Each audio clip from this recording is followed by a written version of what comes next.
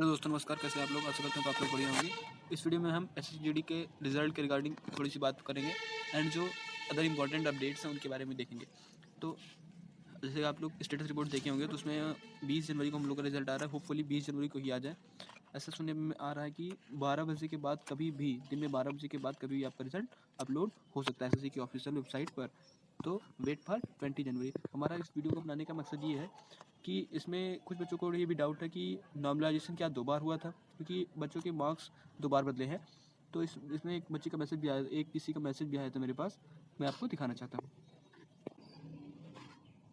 जैसे कि आपको स्क्रीन पर दिख रहा होगा, बायो जैसा पेपर होने के बाद नॉर्मलाइजेशन हुआ था, उसके बाद दूसरी बार भी हुआ है क्या? मतलब कि जब हम लोग का एग्ज़ाम का जो सीबीटी 1 का जो सीबीटी 1 क्या सीबीटी ही होता है एक ही बार इसमें, सीबीटी का जब रिजल्ट आया था उसमें हमको नॉर्मलाइजेशन मार्क्स मिले थे कुछ ना कुछ। उसके बाद कुछ दिन बाद मार्क्स फिर से बदल गए थे। ऐसा इस वजह से हुआ था क्योंकि जब हम लोग का सीबीटी एग्ज़ाम हुआ उसके बाद उसकी आंसर की आती है, तो उसके हिसाब से हम लोग का नॉर्मलाइजेशन शिफ्ट के अकॉर्डिंग एंड डेट के अकॉर्डिंग हम लोग का नॉर्मलाइजेशन हुआ। एंड मार्क्स में जैसे कि किसी का 85 मार्क्स था, उसमें 4 पॉइंट समथिंग नॉर्मलाइजेशन हुआ, 89 पॉइंट समथिंग मार्क्स हो गए। तो उसके कुछ दिन बाद जब आपकी पीईटी एंड पीएसटी चल रही थी, उसके बाद फिर एक फाइनल आंसर की आई, उसकी वजह से हम लोग का नॉर्मलाइजेशन फिर से चेंज हुआ, जिसमें ये हुआ था कि हम लोग की मार्क्स जो हमारी आंसर की थी उसमें 1-2 क्वेश्चन ऊपर नीचे हुए थे। तो जैसे जिसका क्वेश्चन वो सही हो गया होगा तो उसके मार्क्स तो रॉ मार्क्स भी बढ़ गए, और जिसका वो गलत हो गया उसके रॉ मार्क्स कम हो गए। बट इससे होल शिफ्ट पे जितने शिफ्ट हुई थी उनकी नॉर्मलाइजेशन पर इफेक्ट आया। तो जैसे हम लोग के इससे अगर आपके मार्क्स 89.45 थे तो थोड़ा सा बढ़ के हो गए 89.74। बस इतना सा ही थोड़ा सा चेंज आया सबके शिफ्ट में। बस जिसकी शिफ्ट की आंसर की में चेंज आया होगा उसकी शिफ्ट में थोड़ा सा नॉर्मलाइजेशन में ज़्यादा अंतर होगा, बाकी सबके शिफ्ट में पॉइंट का अंतर है, किसी की थोड़ा बढ़ा किसी का थोड़ा कम हुआ। तो नॉर्मलाइजेशन का जो इशू था वो भी सॉल्व है। ऐसा कोई है नहीं कि 2 बार नॉर्मलाइजेशन हुआ, नॉर्मलाइजेशन एक ही बार हुआ था। बट आंसर की चेंज होने की वजह से सबके रॉ मार्क्स चेंज हो गए जिस शिफ्ट के, उस शिफ्ट की वजह से होल का जो नॉर्मलाइजेशन था प्रोसेस उसमें उनकी क्वेश्चन में चेंज आया, उस वजह से पॉइंट में थोड़ा सा ऊपर नीचे नॉर्मलाइजेशन में हुआ है। तो मैं आपको यही बताना चाहता हूँ कि जो आरआरबी एनटीपीसी का एग्ज़ाम हुआ है उसकी सेकंड जो फेज़ है उसका भी एडमिट कार्ड के लिए जो लिंक थी वो एक्टिव हो गई है, और अपना आप जिसका सेकंड फेज़ में एग्ज़ाम वो अपना लॉगिन करके देख सकता है। मैंने इस पर एक वीडियो बना दी है, उसका लिंक डिस्क्रिप्शन में है, आप उस पर जाके देख सकते हैं।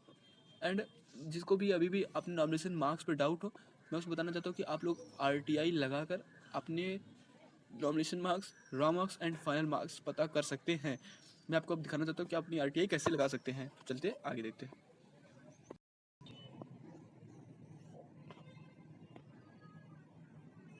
तो आपको आरटीआई लगाने के लिए आपको अपने ब्राउज़र में जाना होगा। आप किसी ब्राउज़र का यूज़ कर सकते हैं, और आपको जो ये सर्च स्पेस दिख रहा है इसमें आपको आरटीआई भी आप सर्च कर देंगे तो आपको आ जाएगा। बट मैं आपको डायरेक्ट लिंक आपको डिस्क्रिप्शन बॉक्स में प्रोवाइड करा दे रहा हूँ। जैसे कि आपको ये दिख रहा होगा आरटीआई ऑनलाइन, सेम लिंक है ये। तो इस पर क्लिक करके देखते हैं, आगे चलते हैं। जैसे आप उस लिंक पर क्लिक करेंगे आपको ऐसा एक इंटरफेस दिख जाएगा आरटीआई ऑनलाइन का, ये गवर्नमेंट ऑफ इंडिया का है, जिसमें आप अपने आप को रजिस्टर भी कर सकते हैं। बट आरटीआई लगाने के लिए आपको रजिस्ट्रेशन करना ज़रूरी नहीं है, आप अपनी क्रेडेंशियल फिल करके भी लगा सकते हैं। तो आपको अगर जैसे आरटीआई लगानी है, आपको एसएससी हेडक्वार्टर में आरटीआई लगानी है।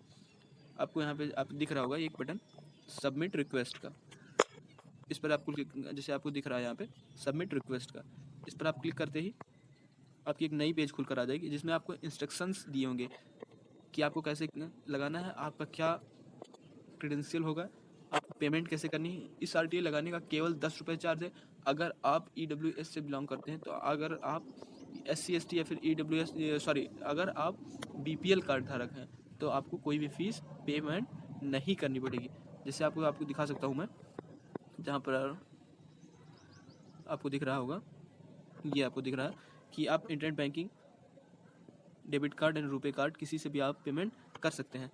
बस आपको नीचे आके इस पर क्लिक करना है एंड सबमिट पर क्लिक करते ही आपको उसकी पेज खुलकर आ जाएगी। इसमें आप देख सकते हैं कि आपको किस अथॉरिटी के पास आरटीआई लगानी है। आपको डायरेक्ट यहाँ पर सर्च कर लेना है SSC, ये देखिए आपको दिख रहा होगा SSC HQ, ऐसे पूछेगा आप SSC HQ में लगाना चाहते हैं, okay. Department of personal and training, SSC headquarter. बस आपको यहाँ पे अपना नेम की जगह पे नेम, जितने भी चीज़ें आप यहाँ तक पहुँचे हैं इस एग्जामिनेशन की, इस रिक्रूटमेंट की इस स्टेज तक, तो आपको ये फॉर्म भरने में कोई दिक्कत नहीं आएगी। बस आप जैसे आप नीचे आएंगे सिटीजनशिप इंडिया, आप ये देख सकते हैं is this applicant below poverty line. अगर आप बिलो पॉवर्टी लाइन है तो आप अगर यस कर देंगे तो आपको डॉक्यूमेंट प्रोवाइड करना पड़ेगा कि आप बिलो पॉवर्टी लाइन, आपको पेमेंट नहीं करनी पड़ेगी। But if you are not below poverty line then you have to pay the fees of 10 rupees. बस आपको करेंगे। उसके बाद आपको जो टेक्स्ट होगा इसमें आप बताइए कि आप फला रिक्रूटमेंट के कैंडिडेट हैं एंड आप अपना जो final marks and raw marks and जो नॉर्मलाइज्ड मार्क हैं सब जानना चाहते हैं, उसको आप लिख सकते हैं। इसमें आपको ज़रूरी नहीं आप इंग्लिश में टेक्स्ट करें, बट आप इंग्लिश में करेंगे तो ज़्यादा आपके लिए बेनिफिशियल होगा, अच्छे से आपका RTI रिप्लाई आएगा। इसमें आप अपना examination year, examination name and roll number ज़रूर मेंशन करिए, तभी वो आपको आपके फाइनल मार्क्स और आपको विदिन 1 मंथ आपको रिप्लाई मिल जाएगा। अगर आपको सेटिस्फैक्ट्री रिप्लाई नहीं मिलता है तो आप इस पर आप ये भी कर सकते हैं, मैं आपको दिखा दूँगा। आप यहाँ देख सकते हैं कि ये आपको सबमिट फर्स्ट अपील का ऑप्शन भी है। आपके जब 1 महीने पूरे हो जाए RTI अप्लाई करने के बाद से, अगर आपको नहीं आता तो आप सेम रजिस्ट्रेशन नंबर को RTI फर्स्ट अपील भी कर सकते हैं, जिससे आपको आपके फाइनल मार्क्स भी पता चल जाएंगे। जिससे आपको अगर आपका फाइनल मेरिट में नाम नहीं आता है एंड आपको लगता है कि आपके मार्क्स उतने थे, तो आपको एज ए प्रूफ दिखाने के लिए ये एक बहुत ही अच्छा तरीका है, जिससे आप अपने फाइनल मार्क्स पता कर सकते हैं। और आपको किसी को ऑफिशियल को अगर कहीं आधिकारिक रूप से आपको दिखाना है दस्तावेज में, तो आप दिखा सकते हैं मेरा RTI रिप्लाई ये आया है और मेरे मार्क्स इतने हैं और कट ऑफ इतनी गई है, फिर भी मेरा फाइनल मेरिट में नाम नहीं है। तो इस वीडियो में इतना ही रखते हैं। आपके होपफुली आपके सारे डाउट क्लियर होंगे। नेक्स्ट वीडियो में नेक्स्ट टॉपिक के साथ जल्दी मिलेंगे। अगर आपको वीडियो पसंद आएगी तो ज़रूर लाइक करिए, अगर आपको पसंद नहीं हो तो डिसलाइक करिए। अगर आपको कोई भी क्वेरी है तो आप कमेंट बॉक्स में ज़रूर करिए, मैं जल्दी से जल्दी उस पर अपनी फुल नॉलेज के साथ वीडियो प्रोवाइड करूँगा। एंड अगर आप अभी भी प्रिपरेशन आगे कंटिन्यू करना चाहते हैं तो हमारा एक एजुकेशन से रिलेटेड, जिसमें आपको कोई भी बेकार की लिंक या फिर कोई भी चैट फर्जी के जो भी एड्स आते हैं वो भी आपको नहीं देखने को मिलेंगे।